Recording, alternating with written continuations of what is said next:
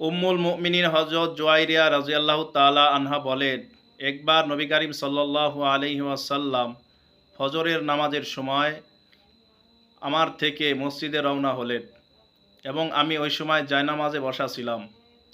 নবী করিম সাল্লাল্লাহু আলাইহি ওয়াসাল্লাম চাশতের সময় ঘরে ফিরলেন এবং আমাকে ওই অবস্থায় দেখতে পেলেন যে অবস্থায় তিনি আমাকে রেখে গিয়েছিলেন। তখন তিনি জিজ্ঞাসা করলেন, হে জুয়াইরিয়া, তুমি কি ওই অবস্থায় আছো যে অবস্থায় আমি তোমাকে রেখে গিয়েছি? হযরত জুয়াইরিয়া রাদিয়াল্লাহু তাআলা আনহা বললেন, ইয়া রাসূলুল্লাহ, আমি ওই অবস্থাতেই এই পর্যন্ত ওজিফা আদায় করিতেছিলাম।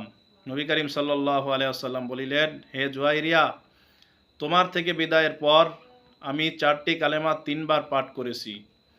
তুমি সকাল থেকে এ পর্যন্ত যত ওজিফা আদায় করেছো সবগুলোর মোকাবেলায় যদি এই 4টি কালেমাকে এক পাল্লায় রাখা হয় তবে এই 4 কালেমার ওজনই ভারী হয়ে যাবে। কালেমা 4টি হলো সুবহানাল্লাহি ওয়া বিহামদিহি আদাদা খলকিহি ওয়া রিজা নফসিহি ওয়া জিনাতা আরশিহি ওয়া মিদাদা কালিমাতিহি। তাই আসুন আমরা হজরের পর এই কালেমা 4টি কালেমা 3বার পাঠ করি। আল্লাহ তাআলা আমাদের সকলকে তৌফিক দান করুন। আমিন।